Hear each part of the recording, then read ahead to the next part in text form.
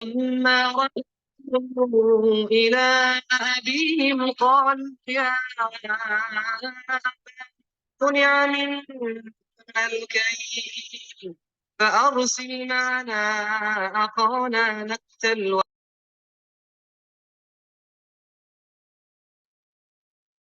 قال هل آمنكم عليه إلا كما فيه من قبل فالله خير حافظا وهو أرحم الراحمين.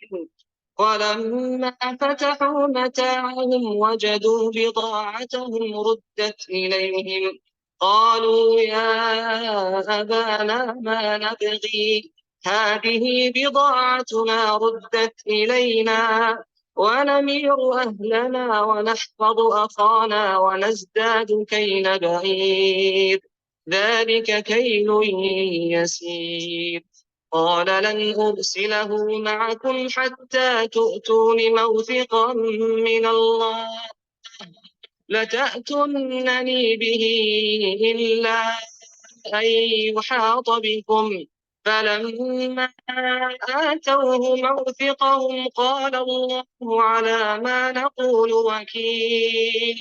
وقال يا بني لا تدخلوا من باب واحد وادخلوا من أبواب متفرقة وما أغني عنكم من الله من شيء إن الحكم إلا لله عليه توكلت وعليه فليتوكل المتوكلون.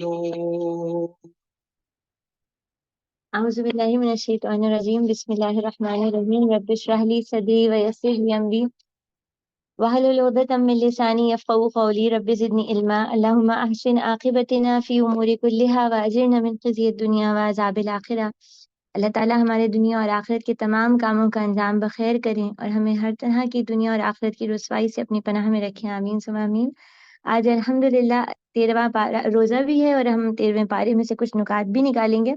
اچھا، کچھ ہم سورہ یوسف کے نکات جو کل رہ گئے تھے ان کو دیکھیں گے، اور جو ہم نے خلاصہ قرآن کی کلاس میں کیے تھے ان نکات کے بجائے اس دفعہ کچھ اور دیکھنے کی کوشش کریں گے انشاءاللہ تعالیٰ۔ سورہ یوسف کی آیت نمبر 18 پہ ہم پہنچتے ہیں، اور اس سے پیچھے اللہ تعالیٰ نے ہمیں بتایا تھا کہ یوسف علیہ السلام کے بھائی جو ہیں وہ رات گئے آتے ہیں اور روتے پیٹتے ہوئے آتے ہیں۔ یہاں اللہ تعالیٰ کیا کہتے ہیں، وجاؤ، اور وہ آتے ہیں کیا کر کے آتے ہیں کہ حضرت یوسف علیہ السلام کی قمیص پر خون لگا کے لے کے آتے ہیں، اور خون لگا کے لے کے آتے ہیں۔ اور آپ اس پورے منظر کو تصور سے دیکھیے، ایک چھوٹے بھائی کو لے کے گئے ہیں، اس کے بعد اس کو کنویں میں چھوڑا ہے، اور اس کے بعد ایک پورا منظر، ایک تصویر، ایک کہانی انہوں نے بنائی ہے، اور اس کہانی میں زور ڈالنے کے لیے، اپنے جھوٹ کو مٹانے کے لیے، اپنے ظلم کو غائب کرنے کے لیے انہوں نے ہر طریقے کو اپنایا ہے۔ اور کیا کیا، اب کیا کیا کہ اب خون لگا کے لے کے آئے، لیکن اللہ نے ان کا پول کھول کے رکھ دیا، اور قمیص گواہی دے رہی ہے کہ یوسف علیہ السلام کو بھیڑیے نے نہیں کھایا ہے بلکہ بھائیوں کے حسد نے کھا لیا ہے، اور یہ قمیص پوری کہانی میں ساتھ نبھاتی رہے گی۔ ہمیں اس بات سے سیکھنا کیا ہے کہ جو اللہ تعالیٰ سے جڑتے ہیں نا، جو اللہ تعالیٰ کی رضا کو اپنے لیے سب سے قیمتی جان لیتے ہیں، اللہ تعالیٰ ان کے لیے کسی شے سے بھی مدد بھیج سکتے ہیں، ایسی جگہ سے بھی بھیج سکتے ہیں جہاں سے کبھی کسی نے تصور بھی نہ کیا ہو۔ کبھی کوئی سوچ سکتا ہے یہ قمیص جیسی بے جان شے ہر مقام پر جا کے یوسف کی گواہی دے گی علیہ السلام؟ قمیص ہو یا حضرت موسیٰ علیہ السلام کے ہاتھ میں موجود عصا ہو، جب وہ اللہ والوں کے ہاتھ میں پہنچتا ہے نا، تو پھر اللہ کی ایسی مدد آتی ہے کہ بے جان شے بھی بول اٹھتی ہے۔ اور دوسری بات یہ ہے جو مجھے اور آپ کو ضرور یاد رکھنی چاہیے کہ اللہ اپنا کام لے لیتے ہیں، اللہ اپنا کام کسی بھی شے سے لے سکتے ہیں، کیونکہ کائنات پوری ان کی ہے، وہ جہاں سے چاہیں جس سے چاہیں کوئی کام لیں۔ ہم کیا ان کی بات ماننے اور ان کے دین کے لیے، ان کی مخلوق کے لیے اٹھنے والے اور ان کی خیر خواہی کا کام کرنے والے ہیں یا نہیں ہیں؟ اور قرآن مجید میں آتا ہے نا، اللہ تعالیٰ کہتے ہیں جو اللہ سے ڈرتا ہے، وَمَن يَتَّقِ اللَّهَ، جو اللہ سے ڈرتا ہے، اللہ کیا کرتے ہیں اس کے لیے ہر جگہ سے ایگزٹ نکال دیتے ہیں، مخرج نکال دیتے ہیں، کسی جگہ جو پھنس جائے تو اللہ اس کے لیے خیر کا راستہ نکالتے ہیں۔ یہاں ہم دیکھ رہے ہیں حضرت یوسف علیہ السلام ایک بہت ٹاکسک گھرانے میں پھنس گئے تھے، یعنی بھائی ہیں، ہر وقت حسد کی نظر سے دیکھتے ہیں. اگر یوسف علیہ السلام وہاں پہ رہتے تو پتہ نہیں ان کی شخصیت پہ کیسے منفی اثرات ہوتے. اللہ نے ان کو وہاں سے نکال لیا اور بہت مشکلات سے گزارا تاکہ ان کی شخصیت مضبوط ہو جائے. لیکن یہاں پر ایک قمیص کے ذریعے حضرت یعقوب کو پیغام بھی بھیج دیا کہ دیکھو، دل پر غم صدمہ تو ہوگا، تکلیف میں تو تم ہوگے، لیکن بیٹا مرا نہیں ہے، وہ زندہ ہی ہے. پھر آیت نمبر 23 میں دیکھیے اللہ تعالیٰ بتاتے ہیں کہ وہ جس عورت کے گھر میں تھا وہ اس پر ڈونے ڈالنے لگی. یہاں ہمارے سیکھنے کی بات کیا ہے؟ اللہ تعالیٰ کیا کرتے ہیں کہ جو بھی برائی کی طرف جانے والا راستہ ہوتا ہے نا، اسلام میں اللہ نے اس کو بند کر دیا ہے. اپنے دین میں اللہ نے ہر اس راستے کو بند کر دیا ہے جس کے آگے گڑھا ہے، جس کے آگے آگ ہے، جس کے آگے انسان کی تباہی ہے. اللہ اس راستے پہ چلنا ہی بند کر دیتے ہیں. اور پھر دیکھیے زنا کی طرف جانے والا راستہ کہاں سے شروع ہوتا ہے؟ یہ جو مرد اور عورت کا بغیر محرم رشتوں کے کھلا میل ملاپ ہے، بول چال ہے. آگے جب ہم سورہ نور پڑھیں گے انشاءاللہ تعالیٰ تو اس میں اللہ تعالیٰ یہ بتائیں گے نا کہ مومن مردوں اور مومن سے عورتوں سے کہہ دیجئے کہ اپنی نگاہوں کو نیچے رکھیں، یہ ان کی نفس کی پاکیزگی کا ذریعہ ہے. اور دیکھیے جب کبھی کبھار کا ملنا ہو نا، جب محرم اور نامحرم کی باؤنڈری بہت اسٹرانگ ہو، تو پھر تو یہ آسان ہے کہ انسان بات چیت میں اور اٹھنے بیٹھنے میں احتیاط کرے. لیکن جب ایک ہی گھر میں محرم اور نامحرم بغیر کسی باؤنڈری کے رہ رہے ہوں تو پھر کیا ہوگا؟ اللہ کے رسول صلی اللہ علیہ وآلہ وسلم نے ہمیں بتایا تھا نا کہ نظر شیطان کے تیروں میں سے ایک تیر ہے. اور دیکھیے تیر جب لگتا ہے تو تکلیف تو ہوتی ہے، اور نگاہ کا تیر بھی ایسا ہی ہے کہ یہ دل کے اندر نامحرم کی شکل کو بسا دیتا ہے اور پھر انسان ڈیزائرز کے پیچھے کھپتا چلا جاتا ہے. آئیے ہم سوچیں ہماری سوسائٹی میں کیا حال ہے. منہ بولے رشتے، فلاں ہمارے بھائی ہیں، فلاں ماں کو ماموں بنا لیا، ان کو چچا بنا لیا. اور بچوں کے ساتھ ہم کیا کہتے ہیں؟ کزنس تو سب بھائی بھائی ہوتے ہیں، دوست ہیں آپس میں، بچے تو دوست ہیں، جب بیٹھے کوئی بات نہیں. اساتذہ، اگر بچی مرد استاد سے پڑھ رہی ہے، بچہ خاتون استاد سے پڑھ رہا ہے، ہم کبھی ان معاملات پر سوچتے ہیں کہ اللہ نے کیوں محرم اور نامحرم کی باؤنڈری کریٹ کی ہے؟ کیوں اللہ نے فاصلے رکھنے کو کہا ہے؟ کیوں اصول بنائے ہیں؟ کیوں؟ کیونکہ نگاہ ایک فتنہ ہے. مرد اور عورت کے کھلے عام ملنے میں ایک فتنہ ہے، آزمائش ہے. یہاں پہ عزیز مصر حضرت یوسف کو بیٹا بنا کے لائے تھے، اتنے احترام کا رشتہ تھا، لیکن خاتون اس فریب میں پڑ گئی جس طرف شیطان نے انہیں بلایا. بچپن سے اس گھر میں پلے تھے. اور ہم بھی پھر اپنے آپ کو دیکھیں کہ کہیں ہم برائی کے راستے کھول تو نہیں رہے. ہمیں ہر اس راستے کو بند کرنا ہے جو اس طرح کے فتنے کی طرف لے کے جاتا ہے. پھر اس کے بعد ہم آیت نمبر 23 میں دیکھیں گے اللہ تعالیٰ کہتے ہیں کہ وقالت، اور اس عورت نے کیا کہا، آؤ میرے پاس. اب یہ جو آیت ہے نا، یہ ایسی ہے تھوڑی دیر کے لیے اس پہ بیٹھ کے رک کے بالکل خاموشی سے اس کو سننا چاہیے، اس کی تلاوت، اور سوچنا چاہیے. یہاں حضرت یعقوب علیہ السلام نہیں ہے دیکھنے کے لیے کہ بیٹا کیا کرنے والا ہے. جیسے میں اور آپ بہت پریشان ہوتے ہیں نا، ہمارے دلوں کا اتنی گھبراہٹیں ہیں اپنے جوان بچوں کے حوالوں سے کہ وہ کہاں ہیں، کیا کر رہے ہیں. یہاں یعقوب علیہ السلام نہیں ہے، لیکن یوسف علیہ السلام کا صبر دیکھنا ہے تو اب دیکھنا ہے. یہ ضبط نفس ہے کہ جوان ہے، بلانے والی خوبصورت عورت ہے، اور مالک عورت ہے، اور تنہائی ہے، اور سب حالات بالکل سازگار ہیں. لیکن یوسف کیا کہتے ہیں؟ اللہ کی پناہ. حضرت یعقوب علیہ السلام پیچھے رہ گئے ہیں، وہ نہیں دیکھ رہے ہیں، لیکن یوسف علیہ السلام کو صحیح اور غلط کا ادراک ہے. ہم اولاد کی طرف سے پریشان ہوتے ہیں نا، آج یہ نہیں کیا کیا ہوگا. اصل پریشانی ہمیں کس بات کی ہونی چاہیے؟ کل کیا کرے گا جب ہم نہیں ہوں گے، اور اس کا طریقہ کیا ہو. اپنے بچوں کے نفس کی ٹریننگ کرنی ہے، انہیں ضبط نفس سکھانا ہے. اور یاد ہے آپ کو یوسف علیہ السلام کو حضرت یعقوب نے کہا تھا بیٹے یہ خواب بھائیوں کو نہ بتانا.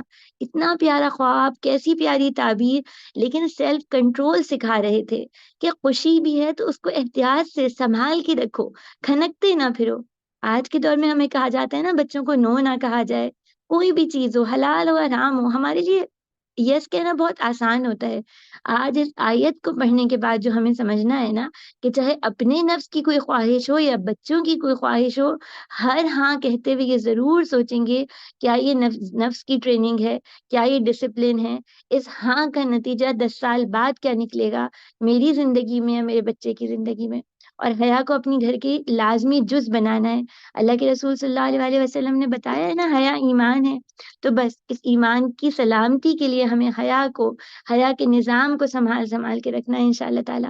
آیت نمبر 30 میں اللہ تعالیٰ بتاتے ہیں کہ اس معاشرے کے اندر جب لوگوں کو پتہ چلا تو وہاں کی عورتیں کیا کہنے لگیں کہ شہر کی عورتیں آپس میں چرچا کرنے لگیں کہ عزیز کی بیوی نوجوان غلام کے پیچھے پڑ گئی ہے۔ اور اس کا نتیجہ کیا ہوا کہ وہ کیا کرتی ہیں، وہ خاتون کے ان سب خواتین کو انوائٹ کرتی ہیں اور پھل رکھتی ہیں اور چھری رکھتی ہیں اور حضرت یوسف کو سامنے سے گزارتی ہیں۔ ہمیں اس سے سیکھنا کیا ہے؟ سیکھنے کو تو بہت کچھ ہے، لیکن آج اس بات پہ غور کیجئے کہ کل ہم نے سوچا تھا نا کہ یہ جو ایک سوشل پریشر ہوتا ہے، فیئر آف لیونگ آؤٹ یا مسنگ آؤٹ کا جو ایک پورا نظام ہے کہ بچوں کو یہ محسوس ہوتا ہے کوئی ایسی بات نہ رہ جائے جو ہمیں پتہ نہ ہو، تو یہ سوشل پریشر بہت بھاری ہوتا ہے۔ ہم اپنی دوستوں کی باتوں سے متاثر ہوتے ہیں، ان کے زندگی سے، ان کے لائف اسٹائل سے، کھانے پینے اڑنے بیٹھنے سے، تو پھر کیا کرنا ہے؟ دوست ان کو بنانا ہے جو اللہ سے جڑنے کا دباؤ ڈالیں، جو ہمیں جنت کے راستوں کی طرف مقابلہ کرنے پہ اکسائیں۔ اور پھر اللہ کے رسول صلی اللہ علیہ وسلم کی وہ بات بھی یاد رکھنی ہے کہ ایک وقت ایسا آئے گا کہ آدمی کا دین پہ چلنا ایسا مشکل ہوگا جیسے اپنے ہاتھ میں انگارہ لے لینا۔ ہاتھ میں انگارہ لو تو جلتا ہے، تکلیف ہوتی ہے، سر سے پاؤں تک انگارہ کیا ہے، چنگاری بھی لینا مشکل ہے۔ تو یہ جو دین پر تنہا چلنا ہے نا، اگر مجھے اور آپ کو اپنے رب کو راضی رکھنا ہے تو اس انگارے کی تکلیف سہنے کے لیے تیار ہو جانا ہے۔ اور پھر اپنے بچوں کو، اپنے بچے جب ہمارے بچے جن اداروں میں ہیں، جن جگہوں پہ کام کر رہے ہیں اور ان کی ایمان کی سلامتی مشکل ہے، تو ہمیں ان سے ہمدردی ضرور کرنی ہے۔ ان سے یہ نہیں کہنا کیا ہوتا ہے، کیوں، یہ پیر پریشر حقیقت ہے، اس میں ان کا سہارا بننا ہے، ان کی کیفیت کو سمجھنا ہے کہ وہ بھی انگارے ہاتھ میں لیے بیٹھے ہیں۔ پھر اس کے بعد آیت نمبر 78 میں ہم دیکھتے ہیں کہ جب پورا واقعہ ہمارے پاس یہ ختم ہوتا ہے، حضرت یوسف علیہ السلام کی کہانی، اور حضرت یوسف علیہ السلام اپنے بھائی بنیامین کو روکنے کے لیے پیالہ ان کے سامان میں رکھ لیتے ہیں۔ اب بھائی کیا کہتے ہیں؟ بھائی کہتے ہیں قالو یا ایھا العزیز، وہ کہتے ہیں اے عزیز، ہمارے ابا تو بہت بوڑھے ہیں، اس کے ابا بہت بوڑھے ہیں، سو آپ اس کی جگہ ہم میں سے کسی کو رکھ لیجئے، ہم تو آپ کو بہت نیک مزاج سمجھتے ہیں۔ یہاں کون یہ بات کہہ رہا ہے؟ وہی بھائی نا جو کنویں میں ڈالنے والے ہیں۔ اس وقت بھی یوسف علیہ السلام کو کنویں میں کیوں ڈالا تھا؟ تاکہ باپ کی محبت ہمیں مل جائے۔ اس وقت بنیامین کی محبت نہیں بول رہی، ابا کی محبت کہہ رہی ہے کہ ہم میں سے کسی کو رکھ لیجئے۔ عموماً جب بچوں میں سے کوئی نافرمان ہو نا تو ہمارے دلوں میں ایسا ہمیں لگتا ہے اسے ہم سے محبت ہی نہیں ہے۔ محبت تو ہوتی ہے، لیکن بعض لوگوں کو محبت حاصل کرنے کے طریقے نہیں آتے۔ وہ بدتمیزی سے توجہ حاصل کرتے ہیں، چیخ کے توجہ حاصل کرتے ہیں، روڈنس سے توجہ حاصل کرتے ہیں۔ اب ہمارا کام کیا ہے؟ ہم کیا کریں بحیثیت والدین؟ سب سے پہلی بات، اولاد کے لیے بہت دعا اور ان کے دلوں میں اچھا نقش چھوڑ جانے کی فکر، اور اولاد کے درمیان عدل کرنا، چاہے ان کے آپس میں جو بھی رویے ہوں، یعنی ایک بہت فرما بردار، ایک نافرمان ہو، لیکن ہمیں تعریف میں عدل کرنا ہے، قدردانی میں عدل کرنا ہے، سراہنے میں عدل کرنا ہے، اور اپنے دل میں جگہ دینے میں بھی عدل کرنا ہے۔ پھر آیت نمبر 90 جو ہے، اس پوری صورت کا ایک مجموعہ اللہ تعالیٰ ہمارے سامنے رکھ دیتے ہیں۔ یوسف علیہ السلام بتاتے ہیں میں یوسف ہوں، اور پھر کیا کہتے ہیں؟ جو تقوی کو رکھتا ہے اور صبر کرتا ہے، تو پھر کیا؟ فَإِنَّ اللَّهَ لَا يُضِيعُ، تو اللہ تعالیٰ محسنین کا اجر ضائع کرنے والے نہیں ہیں۔ یہ جو بات ہے نا، اس پوری کامیابی کی جو سیڑھی ہے جو یوسف علیہ السلام نے اس خواب سے لے کر عزیز مصر بننے تک عبور کی ہے، جو اس پہ چلے ہیں، اس کی کامیابی کا ایک ہی سہارا ہے، تقوی اور صبر۔ اللہ کے رسول صلی اللہ علیہ وسلم کی جو سفر کی دعائیں ہیں، آپ سب نے پڑھی ہوں گی، ہم سفر کے دوران پڑھتے ہیں، اس میں غور کیا ہے؟ وہ کہتے ہیں کیا کہتے ہیں؟ اسألک فی سفرنا الحاظ البر والتقوی، وہ کہتے ہیں نا ہمارے اس سفر کے اندر ہمارے ساتھ تقوی اور نیکی کو رکھیے گا۔ کیوں؟ کبھی غور تو کریں، تقوی کیوں ضروری ہے؟ گاڑی کا پیٹرول تو سمجھ آتا ہے، سامان سمجھ آتا ہے، گھر کی چابی سمجھ آتی ہے۔ اللہ کے رسول صلی اللہ علیہ وسلم کیا کہہ رہے ہیں؟ سفر میں تقوی بھی ضروری ہے اور نیکی بھی ضروری ہے۔ اس کے بعد 101 یوسف علیہ السلام کی دعا ہے، ہم سب کو آج یہ یاد کرنی ہے۔ کہتے ہیں فاطر السماوات والارض انت ولی فی الدنیا والآخرہ، آپ ہی تھے نا جو ہر لمحے میرے ساتھ ساتھ تھے، تو آخرت میں بھی میرے ولی ہو جائیے، اللہ ہم سب کے ولی ہو جائیں۔ توفنی مسلموں، اور بظاہر دنیا میں سب کامیابی مل گئی ہیں، خوشیاں گود میں جھولی میں آ گئی ہیں، بھائی ابا جان سب مل گئے، لیکن اصل خوشی کیا ہے؟ توفنی مسلموں، مجھے حالت اسلام میں اپنے پاس بلائیے گا۔ اللہ ہم سب کو حالت اسلام میں اپنے پاس بلائے، والحقنی بالصالحین، اور جیسے یہاں کچھ اچھے لوگوں سے ملوا دیا، ویسے وہاں بھی مجھے صالحین کے ساتھ جمع کیجیے گا۔ اللہ یوسف علیہ السلام کی دعا ہم سب کے حق میں اور ہماری نسلوں کے حق میں قبول فرمائے، عزیزوں کے حق میں قبول فرمائے، آمین ثم آمین۔ 21 میں اللہ تعالیٰ ایک اور بہت پیاری بات بتاتے ہیں، کچھ لوگوں کا تذکرہ کرتے ہیں، وہ کون لوگ ہیں؟ والذین، اور وہ لوگ ان رشتوں کو جوڑتے ہیں جن کو اللہ نے جوڑنے کا حکم دیا، اور اپنے رب سے ڈرتے ہیں اور برے دن کے حساب سے ڈرتے ہیں۔ وہ کون کون سے رشتے ہیں جن کو اللہ نے ہمیں جوڑنے کا حکم دیا ہے؟ ہمارے رب سے رشتہ، ہمارا نبی کریم صلی اللہ علیہ وآلہ وسلم سے رشتہ، ہمارے شوہر سے رشتہ، صلہ رحمی کے تمام رشتے، اولاد سے رشتہ، آس پڑوس دوستوں سے رشتے، یہ سارے نبھانے ہیں۔ آج پورا دن ان کو دیکھنا ہے۔ اور پھر کیوں نبھانے ہیں رشتے؟ اللہ کے رسول صلی اللہ علیہ وسلم نے کہا تھا نا، وہ مومن جو لوگوں سے مل جل کے رہتا ہے، ان کی ایذا آسانی پہ صبر کرتا ہے، اس مومن سے بہتر ہے جو لوگوں سے الگ تھلگ رہتا ہے اور ان کی ایذا پہ صبر نہیں کرتا۔